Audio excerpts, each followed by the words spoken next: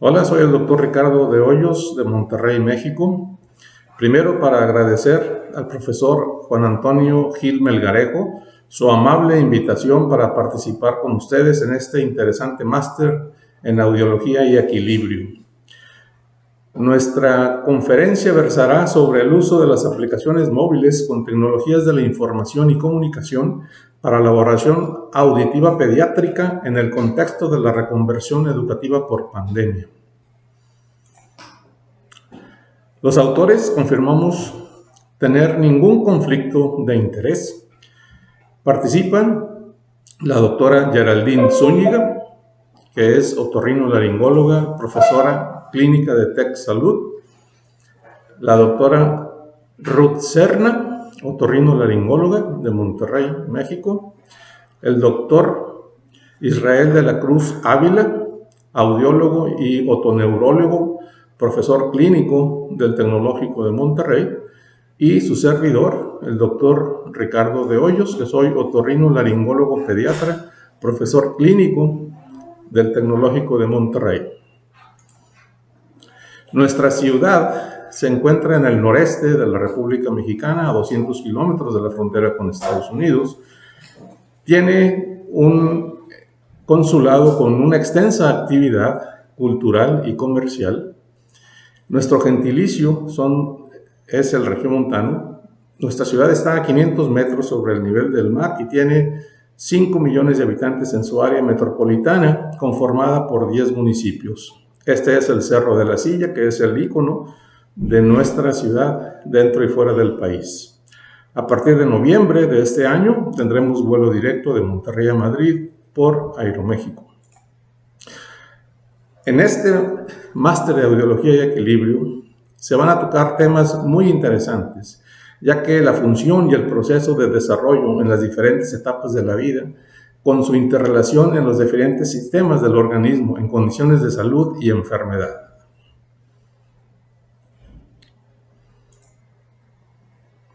Nosotros vamos a valorar la audición en los niños a través de una plataforma universal, confiable, abierta y avalada por la Organización Mundial de la Salud, que sea de forma accesible y rápida, con tecnología al alcance de la mayor parte de las familias, para poder realizar un tamizaje diagnóstico temprano que nos permita canalizar al paciente a un centro adecuado para recibir el tratamiento oportuno y así disminuir el impacto de la hipoacusia en el desarrollo, habilidades, conocimiento y comunicación, permitiéndonos a nosotros continuar con nuestras labores, tanto al personal médico como al personal educativo.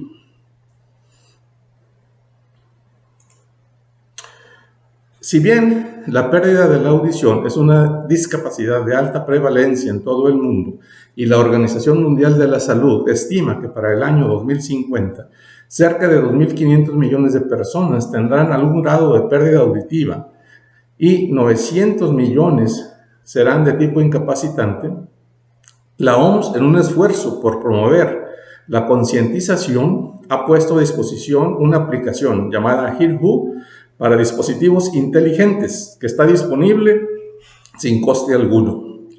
Sin embargo, esta aplicación actualmente se recomienda para personas mayores de 18 años, pero curiosamente el 60% de la pérdida de la audición en los niños se puede prevenir con medidas de salud pública según la OMS. Por lo tanto, esta población es de nuestro especial interés para la detección temprana de la pérdida auditiva. Nuestro trabajo probará si la aplicación HearWho puede identificar correctamente a los niños hispanohablantes con pérdida auditiva, con el fin de validar su aplicación en esta población y difundir su uso a nivel internacional. Se va a considerar una hipoacusia con repercusión mayor de 40 decibeles en adultos y mayor de 30 decibeles en los niños. Nosotros, a través de los avances de la tecnología, en el medio médico y tecnológico se ha introducido un nuevo concepto, la salud móvil o mHealth, que es el uso de aparatos móviles e inalámbricos para mejorar el acceso a la atención médica y a la salud. Para los países con bajos y medianos ingresos, antiguamente llamados países en desarrollo, las soluciones que ofrece la salud móvil son particularmente atractivas para la prevención de la pérdida auditiva, porque una proporción muy alta de personas con problemas auditivos siguen sin diagnosticarse, y esto es debido al acceso deficiente a los servicios audiológicos. La prevalencia de una hipoacusia con incapacidad, que se considera con incapacidad, es mucho mayor en países en desarrollo o con ingresos medianos y bajos, mostrados aquí en color celeste y azul fuerte.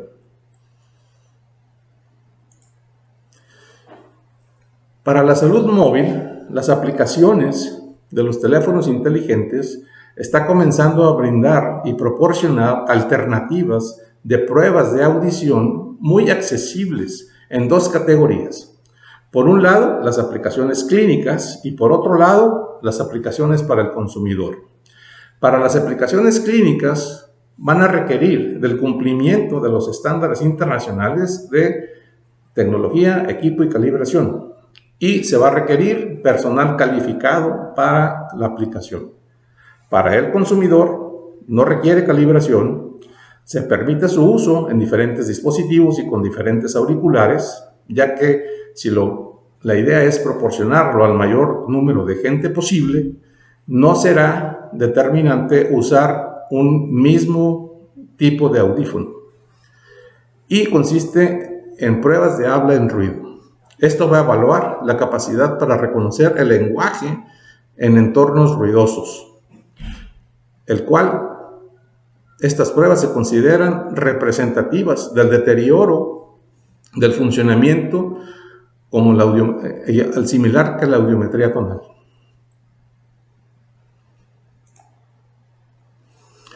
Bueno, vamos a ver unos pequeños antecedentes. Esta prueba que nosotros tratamos de validar es una prueba de números en ambiente ruidoso. Cada vez que nosotros veamos DIN, es Digit in Noise Test, va a consistir en una serie de 3 números o tripletes. Esto no reemplaza a los servicios profesionales y calificados de un audiólogo o de un médico. La prueba determina la capacidad que tiene para entender el lenguaje en un ambiente con un fondo de ruido. Este DIN test fue desarrollado y clínicamente validado en Ámsterdam por el profesor Kaptein, Houtgast y Smith en el año 2004. La primera aplicación masiva del DIN test fue una prueba auditiva nacional en Holanda a través de un teléfono alámbrico y en Internet en el 2005. En el 2013, este autor, Cass Smith, demostró que el DIN test puede ser usado con propósitos clínicos y lo comparó con la prueba de lenguaje en ambiente ruidoso, que es la prueba de validación en Holanda. Ahora, este test del DIN, por primera vez en el 2016, se lanza una app para teléfonos inteligentes. Fue en Sudáfrica.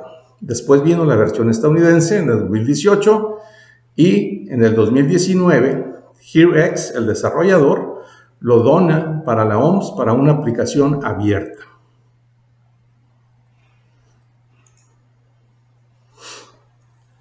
En este DIN test, se presentan 23 grupos de 3 dígitos, es decir, un triplete de números aleatorios, los cuales se les solicita al examinado los identifique sobre un fondo de ruido para determinar la relación señal-ruido, que se puede identificar correctamente en el 50% de los números.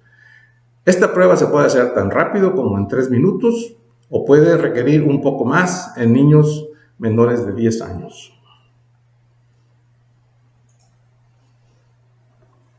El DIN test está altamente correlacionada con la audiometría tonal. Tiene una sensibilidad y especificidad mayor al 85%. Actualmente está destinada para mayores de 18 años. No proporciona resultados confiables en pacientes pediátricos hasta este momento. Sin embargo, esto no ha sido validado en estudios comparativos con audiometrías tonales. Como es una prueba de comprensión, requiere desarrollo y validación en diferentes idiomas. Actualmente está en inglés, en español y en chino mandarín. Ahora, vamos a ver brevemente la audiometría en línea. No confundamos el DIN test con una audiometría en línea. El DIN test puede ser parte de una valoración auditiva. Una audiometría en línea puede utilizar tonos puros, palabras en ambiente ruidoso, números en ambiente ruidoso, que es el DIN test. Puede consistir en juegos a través de tablets, computadoras, aplicaciones con reforzamiento visual o combinaciones de unas y otras. Estas audiometrías hechas en línea pueden ser realizadas o de aplicación tecnológica, ya sea por marcas médicas o proveedores médicos. Generalmente, en estas tiene un costo, el bajarla y el aplicarla. Pero también puede ser gratis en promoción de hospitales, en servicios de asistencia social, ya sea públicos y privados, o en programas de salud comunitaria, ya sea a través de programas del gobierno o a través de instituciones de asistencia social privadas. Y estas no tienen ningún costo. En forma periódica se reúne la ARO, que es la Association of Research in Otolaryngology. En este año, en febrero del 2021, se revisaron las nuevas tecnologías para diagnóstico de hipoacusia en forma remota. Y esto incluye tanto aplicaciones y ventajas para pacientes, para personal sanitario, que entre paréntesis, la idea es que pueda ser aplicado por personal sanitario capacitado, por médicos o por enfermeras, y que sea de acceso a una mayor población. O también facilitar el equipo. Puede ser un teléfono celular, una tablet, una computadora, y usando tecnologías de la información y la comunicación a través de sistemas de inteligencia artificial. Esto nos va a permitir que estos sistemas nos den un resultado, nosotros podamos hacer un análisis, unas conclusiones y una aplicación o sugerencia para nuevos programas.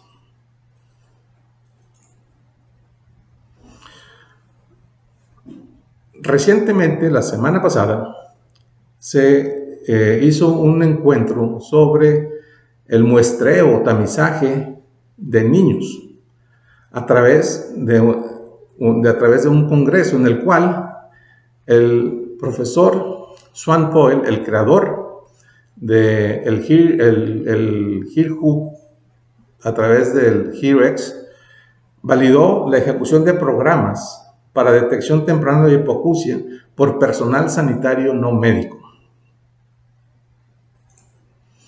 Ahora, vamos a ver un poquito de lo que es las aplicaciones y los usos de específicamente el HEAR-Who, o sea, la aplicación del DIN test.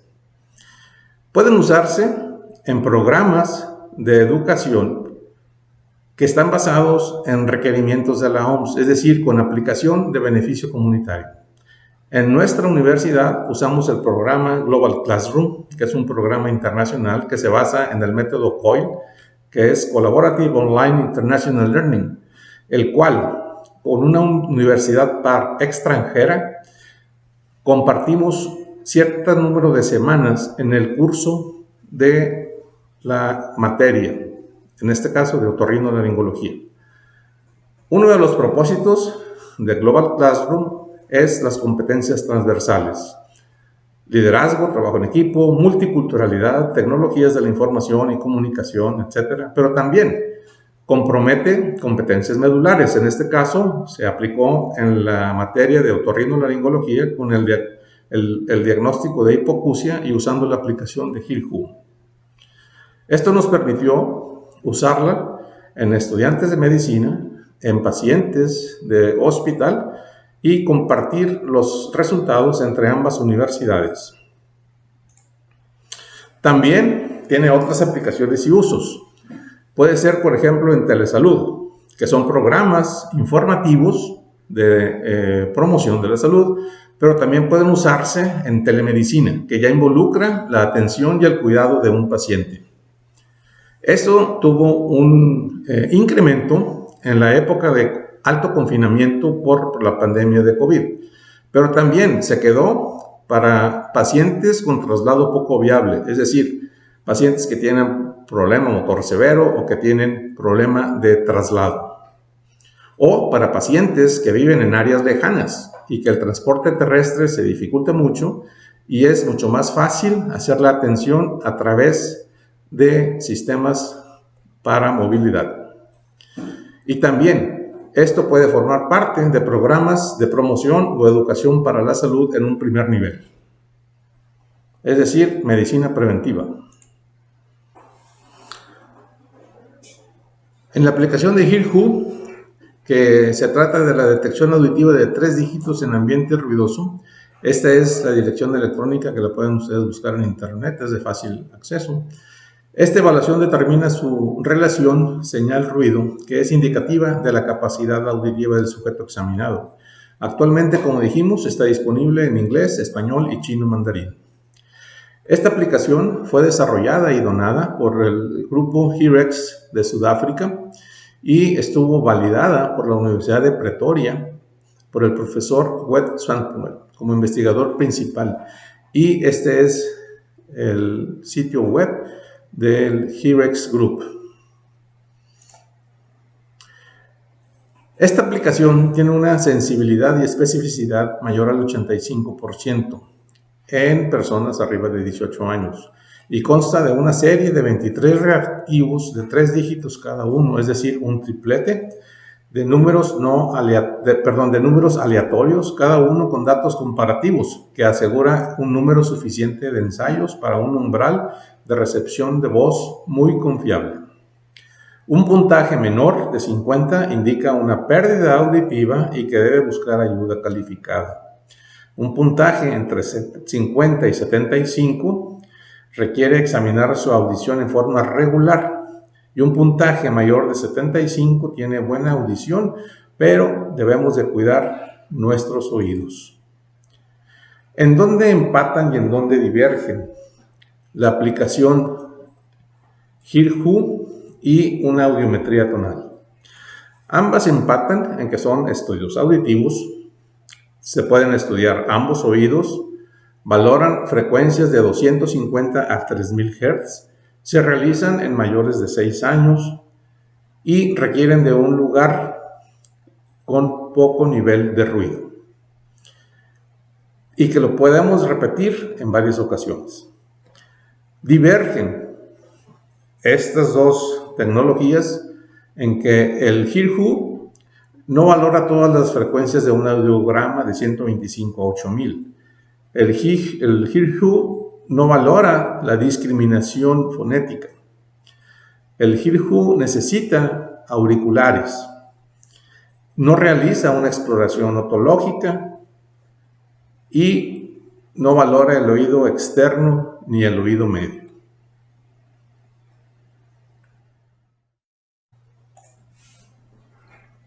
Hola, ¿qué tal? Buen día. Mi nombre es Ruth Serna, soy otorrinolaringóloga, también aquí compañera del doctor Ricardo de Hoyos, y voy a continuar con la presentación.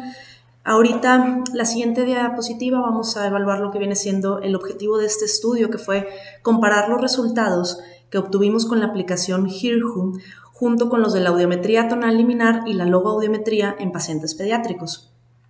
Esto como objetivo principal. Obviamente el objetivo secundario de este estudio es poder validar el uso de esta aplicación en pacientes pediátricos o incluso invalidarla en caso de que los resultados no sean los adecuados, pero eso lo vamos a ir viendo. Dentro de los materiales y métodos, pues este fue un estudio prospectivo, descriptivo, comparativo. El muestreo fue no probabilístico por conveniencia. ¿A qué me refiero con esto? Los pacientes fueron recolectados de la consulta de otorrinolaringología pediátrica en el Hospital Zambrano Elion Tech Salud. Se les explicó a los pacientes en qué consistía el estudio y los tutores que aceptaban el participar en el estudio, pues fueron los pacientes que se fueron agregando. Realmente, como fueron pacientes de la consulta de otorrino pediátrica, había pacientes que venían por motivos de consulta diferentes y que de hecho ahorita en una gráfica más adelante vamos a ir viendo más o menos los diagnósticos que iban teniendo los pacientes. Había tanto pacientes sanos como pacientes con otro tipo de enfermedades. Dentro de los criterios de inclusión, realmente fueron únicamente los pacientes que cumplieran con el rango de edad, que eran mayores de 6 años en adelante y menores de 18 años.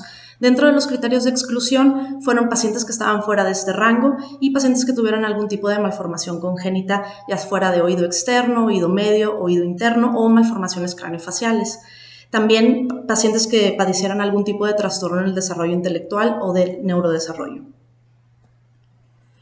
Como los pacientes acudían a la consulta de otorrino, de estos pacientes tenemos una historia clínica y el motivo de la consulta. Además de eso, a todos los pacientes se les realizó una exploración física guiada por el otorrino pediatra y obviamente dentro de esta exploración física pues, se hizo hincapié en la otoscopía. ¿Por qué? Porque necesitábamos evaluar la permeabilidad del conducto auditivo externo y las características que tuviera la membrana timpánica. En caso de que existiera algún tipo de obstrucción, ya sea parcial o completa del conducto auditivo externo, pues fue retirado, no sé, al ejemplo, el exceso de cerumen o algún tipo de detritus por algún tipo de infección de otitis externa, pues se retiraba para que esto no nos sesgara más adelante los estudios que se realizaban de audiometría, logoaudiometría y timpanometría. Lo que venía siendo los siguientes estudios fueron realizados por un audiólogo. Tanto la audiometría como la logoaudiometría pues fueron realizados con instrumentos calibrados dentro de una cabina insonorizada con auriculares de diadema y un oscilador óseo. Se midieron lo que vienen siendo las conducciones tanto aéreas como la conducción ósea. La conducción aérea se midió en frecuencias desde 125 hasta 8000 Hz y la conducción ósea se midió en frecuencias de 500 a 4000 Hz, básicamente como cualquier audiometría que se realiza, ¿no? Además de esto, en pacientes que consideramos que fuera necesaria una timpanometría también se realizó este estudio. Y por último, se realizó en todos estos pacientes también, obviamente, lo que viene siendo el estudio de dígitos en ruido, que es lo que pues, estamos aquí evaluando, ¿no? Para hacer la comparativa entre esto. Consideramos como lo que viene siendo audición normal a lo que fue el promedio de tono puro en 4 frecuencias, la frecuencia de 500, 1000, 2000 y 4000 Hz. Los pacientes que tenían un promedio menor a 20 decibeles se consideró dentro de la audición normal. También la hipoacusia leve se consideró en parámetros entre 20 y 39 decibeles, la hipoacusia moderada entre 40 y 69 decibeles, la hipoacusia severa entre 70 y 89 decibeles y la severa por encima de 90 decibeles. Además, la hipoacusia conductiva se consideró cuando había una diferencia entre umbrales tanto óseo y aéreo en un promedio mayor a 15 decibeles y la logoaudiometría se consideró normal cuando tuviéramos un umbral de máxima discriminación del 100% de las palabras menor a 40 decibeles. Bueno, hablando específicamente de lo que viene siendo la prueba de dígitos en ruido, esta prueba no se realizó en las instalaciones del hospital, se le pidió al paciente que se realizara en casa. Esto obviamente hizo que todas las pruebas se realizaran tanto con los celulares como con los auriculares personales de cada paciente. Aquí se incluyeron diferentes modelos, diferentes marcas y pues esto forma parte de lo que el estudio consiste, ¿no? Que básicamente se considera que con cualquier tipo de aparato los resultados no van a variar lo suficiente como para cambiar el resultado o el diagnóstico que nos da la prueba. A todos los pacientes, a los tutores se les explicó tanto de manera verbal como de manera por escrito las instrucciones, tanto de cómo descargar la aplicación, también como del uso de la aplicación para que estuvieran familiarizados con ella. Se solicitó también que el tutor realizara la prueba antes que el paciente, esto con el objetivo de que el tutor se familiarizara con la prueba y pudiera ayudarle a su hijo si surgía alguna duda o algún tipo de problema durante la aplicación de la prueba. También se le pidió al tutor que estuviera siempre presente durante la aplicación de la prueba con su hijo. Como esta es una prueba realmente bastante corta, yo creo que en general todos los pacientes no tuvieron ningún problema para seguir esas instrucciones. Y algo también muy importante es que se le explicó a los pacientes que solo tenían máximo 2 oportunidades para realizar la prueba para que no se familiarizaran tanto y que no cambiara mucho lo que viene siendo el puntaje que se obtiene tanto en la primera como en la segunda prueba. No sé, tal vez es diferente si ya lo realizó el niño después de unas 10 veces, ¿no? Y aquí lo que queremos saber es pues, el puntaje principal de la aplicación. Muy bien, en esta diapositiva voy agregando rápidamente los pasos. Realmente esta es una aplicación bastante sencilla y amigable. Lo primerito que tenemos que hacer es ajustar el idioma. Como ya habíamos mencionado, esta es una aplicación que está validada ahorita en 3 idiomas, lo que viene siendo el idioma inglés, el idioma chino mandarín y el idioma español. Entonces, en la pantalla principal, que viene siendo esta, en la esquina superior del lado izquierdo tenemos el botoncito para el ajuste del idioma, que esa era la indicación principal para los pacientes, porque obviamente no es lo mismo escuchar la aplicación en un idioma que no es la lengua madre del paciente, porque eso puede modificar los resultados. Después del ajuste del idioma, básicamente aquí ya en la pantalla principal el paciente podía aplicarle al botón inicial de examinar la audición. De ahí en adelante la aplicación te va guiando en una serie de pasos donde te va dando las instrucciones de qué es lo que se va realizando. Uno de los pasos aquí que es bastante importante y que le explicábamos al paciente que tenía que estar en un ambiente donde no hubiera un ruido ambiental importante, porque esto a veces podía modificar el resultado o el puntaje de la aplicación. Los cambios son mínimos, pero sí es importante que se realizara en un lugar que no tuviera mucho ruido.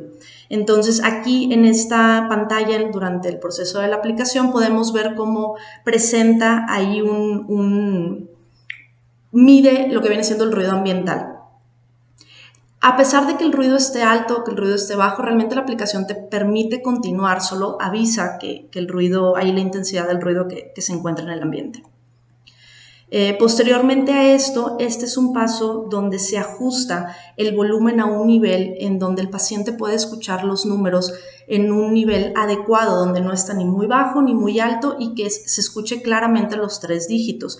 Le pedimos a los tutores que específicamente durante este paso ellos estuvieran calibrando este volumen con los pacientes, porque como quiera, el volumen que se coloca en este paso es el volumen inicial del primer conjunto de números que se presenta, y de ahí la aplicación comienza a disminuir o a aumentar los decibeles en la intensidad en los siguientes conjuntos de dígitos de tripletes. Entonces es importante igual que no comiencen con una intensidad de sonido tan alta y tampoco tan baja para que no modifiquen el resultado.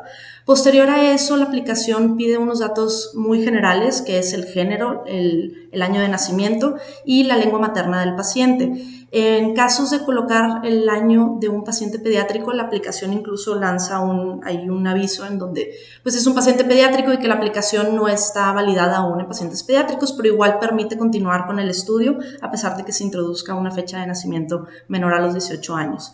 Y ya posterior a esto se comienza la prueba, que ya habíamos explicado un poquito que esta prueba consiste en 23 conjuntos de números tripletes que van a irse escuchando en los audífonos y que nosotros tenemos que ir poniendo aquí en los dígitos de la pantalla del celular. Conforme se va avanzando en los tripletes, si los resultados fueron correctos en los 3 números, el siguiente grupo de tripletes se va a presentar. Si la respuesta fue correcta, los decibeles van a disminuir en 2, o sea, en 2 decibeles. Si la respuesta fue correcta, aumenta 2 decibeles para ir aumentando como la dificultad de la prueba. Eso es más o menos cómo consiste. Y pues básicamente esos tripletes están con un ruido de fondo ambiental que hace que sea un poquito más complicado y que haga que la prueba sea funcional para evaluar la audición.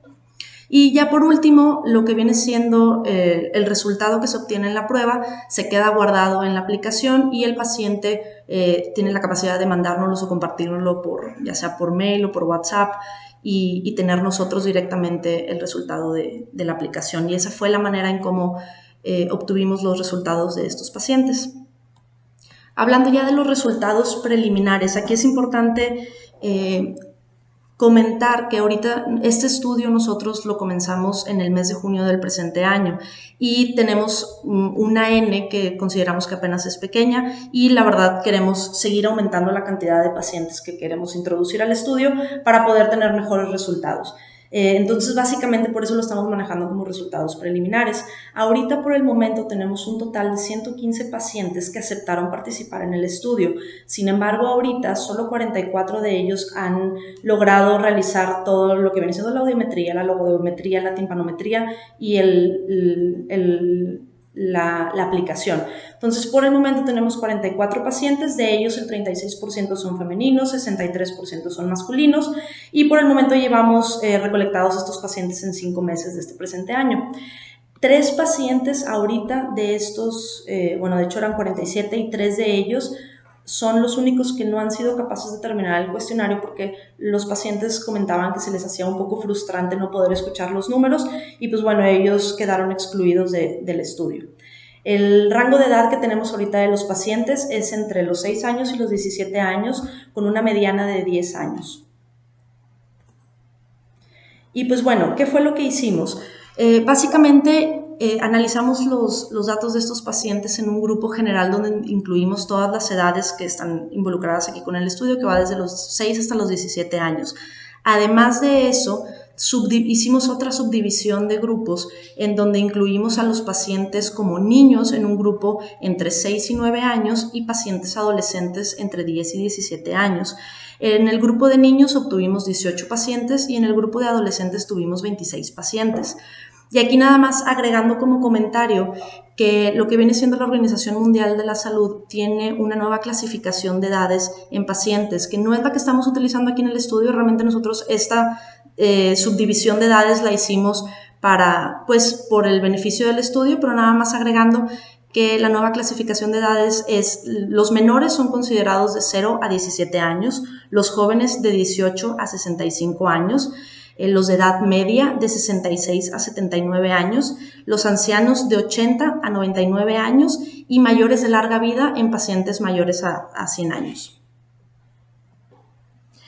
Y bueno, aquí en estos resultados preliminares tenemos la media de puntaje que hemos obtenido en la aplicación HearWho. Esta media en los pacientes sanos, en los 44 pacientes, fue de 62.4 con una desviación estándar de 14.3 y los pacientes con hipoacusia tuvieron un resultado de 55.28 con una desviación estándar de 15.74. Ahora, ¿qué significa este puntaje en la aplicación? Básicamente, incluso en la misma aplicación, en la clasificación de preguntas y respuestas o preguntas frecuentes, ellos explican qué significa el puntaje. El puntaje puede ir de 0 a lo que viene siendo 100. Este puntaje se divide en grado 1, 2 y 3. El grado 1, que son los pacientes que obtuvieron un puntaje por encima de 75 puntos, se considera que tienen una buena audición y que no es necesario realizar ningún tipo de revisión. El grado número 2 fueron los puntajes que van entre 50 y 75. Estos pacientes, te menciona la aplicación que hay que mantenerlos en vigilancia porque pudiesen tener algún problema y que es mejor estar revisando la audición para ver si más adelante su puntaje disminuye o aumenta y ver si con eso se requiere algún tipo de revisión por un profesional. Y el grado número 3 son los puntajes menores a 50. Aquí con este grado 3 es donde la aplicación ya menciona que esto podría ser un probable grado de hipoacusia. Entonces, por eso aquí lo que viene siendo la media de estos pacientes sanos en pediátricos, pues fue de 62.4, lo cual entra en el grupo grado 2, donde tal vez tendríamos que tener a los pacientes en vigilancia. Esto obviamente pues es la clasificación que se tiene en adultos, por eso estamos realizando este estudio para evaluar si los puntajes que obtienen los niños pueden ser pues validados también como con los pacientes adultos. Ahora, además aquí en la subdivisión que nosotros hicimos en los grupos tanto de niños niños tanto sanos con hipoacusia o adolescentes sanos y adolescentes con hipoacusia. El puntaje que obtuvimos como media de niños sanos fue de 54.76 y los niños con hipoacusia de 51.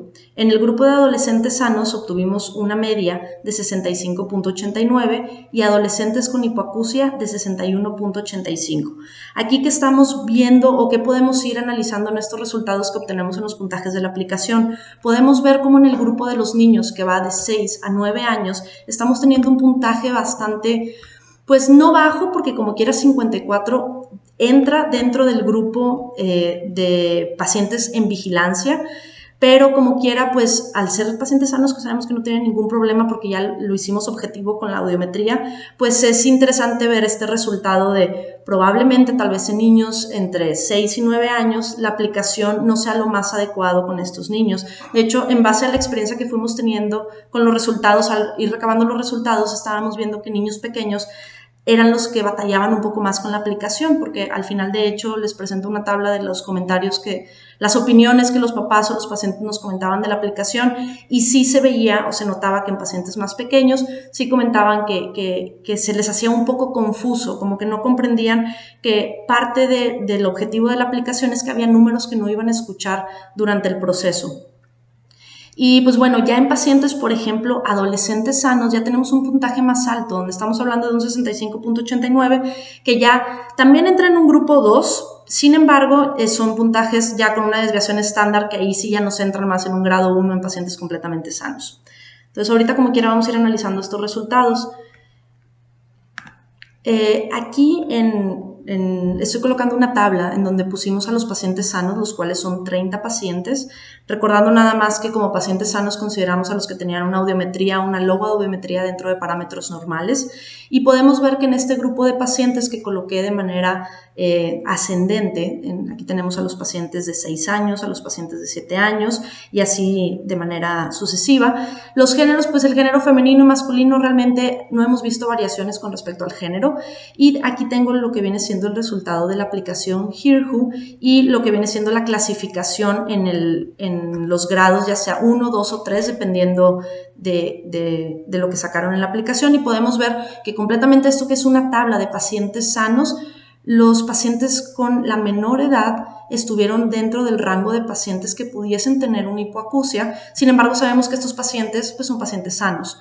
Entonces, pues esto es aquí algo que estamos viendo en el uso de la aplicación, que realmente en edades más pequeñas estamos teniendo un poquito de complicaciones con el resultado de la aplicación. Aquí en esta otra diapositiva estoy poniendo lo que viene siendo la tabla en pacientes con hipoacusia. Igual estos pacientes ahí están acomodados en orden de descendente a ascendente, y en este tipo de pacientes aquí estoy poniendo ejemplos de los diagnósticos que se consideraban pacientes con hipoacusia. La mayoría de ellos eran pacientes que tenían una otitis media serosa, o pacientes que estaban posoperados de mastoidectomía radical, o pacientes que tenían diagnóstico de colesteatoma, y que de manera objetiva, al momento de realizarse la audiometría, se podía ver lo que era ya fuese una hipoacusia leve, moderada o severa.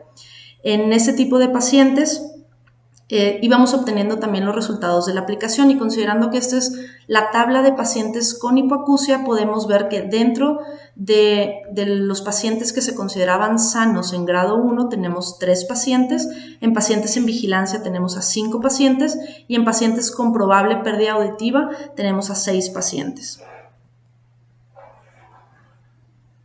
Ahora, también aquí comenzando con la subdivisión de los grupos. En el grupo de niños, la tabla de los pacientes que iban en el rango de 6 a 9 años, aquí básicamente podemos ver cómo los pacientes igual de edades más pequeñas eran los que nos estaban resultando dentro del grupo 3, en el grado 3 de hipoacusia de la aplicación, o que pudiesen tener una hipoacusia. Y Pues en estos pacientes, básicamente, incluso aquí les puse en rojo estos números de los pacientes, ¿no? Por ejemplo, aquí paciente con audiometría completamente normal, sacaba una calificación baja, igual con todos estos pacientes en edades entre 6 y 7 años.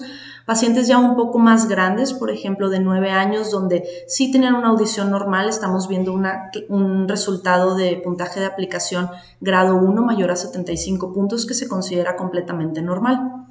Ahora, en base a estas tablas, básicamente lo que nosotros fuimos analizando fue obviamente sacar lo que viene siendo la sensibilidad y la especificidad de la aplicación en diferentes grupos de edades. Aquí en la tabla de grupos de adolescentes en el rango de 10 a 17 años, podemos ir viendo cómo pacientes, por ejemplo, con audición normal, sí teníamos incluso con resultados bajos dentro de la aplicación que se consideraban pacientes en riesgo de padecer una hipoacusia, pero pues a veces en ese tipo de pacientes, cuando me pasaban el resultado y que nosotros ya sabíamos que era un paciente que tenía una audición normal en base a la audiometría, incluso me pasó 1 o 2 veces que los padres me comentaban que ellos también habían realizado la aplicación y que los resultados que ellos obtenían también eran un resultado bajo y que ellos también sabían que tenían una audición normal porque también tenían audiometrías normales. Esto fue contadas veces, o sea, la verdad la mayoría de las veces en pacientes con audiometrías normales, los resultados de la aplicación iban entre grupos de arriba de 75 puntos y de 50 y 75 puntos, pero es importante como quiera ahí mencionar que sí había casos en donde pacientes que sabíamos que tenían audición normal, pues sí nos salían en la aplicación con un puntaje bajo. Ahora, ya analizando en números, cuando sacamos lo que viene siendo la sensibilidad y especificidad en el grupo completo de los 6 a los 17 años, vemos que la aplicación tiene una sensibilidad del 71%, con una especificidad del 67%. Recordando que en pacientes adultos, tanto la sensibilidad como la especificidad está reportada por encima de 85%, y pues lo que viene siendo el valor predictivo positivo está en el 50% y el valor predictivo negativo en el 83%, si englobamos a los pacientes de 6 a 17 años. Ahora, en la subdivisión que nosotros realizamos en el grupo de pacientes del rango de edad entre 6 y 9 años, que son los niños, vemos aquí que individualizando este grupo tuvimos una sensibilidad del 83% y una especificidad del 50%, con un valor predictivo positivo del 45% y un valor predictivo negativo del 86%. Ahora, comparando estos resultados con los resultados del grupo de adolescentes de 10 a 17 años, podemos ver cómo la sensibilidad fue de un 71% y una especificidad del 79%, con un valor predictivo positivo más alto del 56% y un valor predictivo negativo del 88%. Comparando estos resultados, pues podemos ver cómo cambia aquí lo que viene siendo la sensibilidad y la especificidad, y pues realmente los valores predictivos positivos y predictivos negativos, que son clínicamente los más importantes, pues sí fueron aumentando conforme íbamos como descartando a los pacientes con edades más pequeñas. Incluso pues podríamos, bueno, ahorita en conclusiones como quiera lo agregamos. Aquí nada más en esta diapositiva estoy explicando cómo dentro de lo que viene siendo los aparatos que se utilizaron al realizar la aplicación, hubo marcas de celulares Samsung, iPhone, Huawei. Realmente cada paciente utilizaba pues lo que tenía en casa, y básicamente está reportado que no importa la marca o no importa el tipo de auricular que se utilice, básicamente los resultados de la aplicación no varían mucho. También el tipo de audífonos que se utilizó, había pacientes que utilizaban audífonos en diadema, audífonos intraauriculares de inserción o intraauriculares de botón, había pacientes que utilizaban audífonos que se conectan con cable al aparato, pacientes que utilizaban audífonos con Bluetooth, pero realmente, pues como comento, se supone que esto forma parte de la flexibilidad de la aplicación, que no importa qué tipo de aparato se utilice. Ahora, dentro de los comentarios, la verdad, la mayoría de los pacientes comentaron que fue una aplicación sencilla y amigable de utilizar. Fueron 7 pacientes los que comentaron que se sintieron, que al menos el paciente comentó que se sentía frustrado o que se le hizo muy complicada el uso de la aplicación. 4 pacientes mencionaron ahí un poco de quejas con el uso de la aplicación, básicamente dirigidos en que batallaban en colocar el idioma y que la aplicación se realizara en el idioma adecuado que lo habían seleccionado. Y los resultados, que los pacientes que comentaban que los resultados se les hacían muy bajos porque habían leído ellos la clasificación de grupo 1, 2 y 3, que se les hacían bajos para la audición. Tal vez eran pacientes que ya sabíamos que tenían audición normal y que el paciente decía que no comprendía por qué había salido el niño con una calificación tan baja, o fueron parte de estos pacientes que incluso los padres contestaron la aplicación y también salía el puntaje bajo. Ahora, como conclusiones, analizando los números que tenemos aquí, los grupos que hicimos, pues de entrada podemos rápidamente como concluir que la prueba es algo rápida de administrar, es económica y es fácilmente disponible para cualquier persona. Tiene una alta sensibilidad y especificidad para identificar pérdidas auditivas en pacientes adolescentes, que se asimila mucho a lo que viene siendo en pacientes adultos. Proporciona una información valiosa sobre la audición en entornos con ruido, lo cual es bastante importante. Sin embargo, tenemos que hacer aquí hincapié que no proporciona umbrales auditivos y puede confundirse con discapacidad cognitiva o con falta de fluidez en el lenguaje. De hecho, uno de los pacientes que tenemos en la tabla de pacientes con pacientes con la aplicación baja era un paciente que tenía dislexia. En el momento de que el paciente tenía dislexia, a pesar de que tenía una audiometría dentro de parámetros normales, al paciente se le complicaba mucho colocar los números en el orden como los estaba escuchando. Entonces, pues esto es importante aclararlo en el uso de la aplicación. Y pues existe una tendencia a que los resultados de la aplicación son dependientes del ruido ambiental y del tipo de auricular utilizado, a pesar de que la aplicación comenta que no debería de existir ninguna variación con respecto a la marca o el tipo de auricular utilizado. Nosotros en nuestra experiencia sí hemos visto que ha variado, incluso por ejemplo tal vez con tecnologías un poco más importantes como los auriculares que tienen aislamiento de sonido, sí se ha visto que los puntajes de audición varían como 10 puntos. 10 puntos no es algo completamente diagnóstico, tenemos un rango de 0 a 100, entonces básicamente las variaciones deben de ser mínimas, pero sí hemos visto esta tendencia. Y pues, ¿qué tenemos también como conclusión? Sabemos que requerimos una N mayor para obtener resultados más precisos de los que estamos obteniendo hasta ahorita y que además se necesitan más estudios para establecer la confiabilidad de las aplicaciones que al estilo como esta de Jirhu son para consumidores y que no tienen estandarizados o que no están utilizando aparatos con cierta calibración.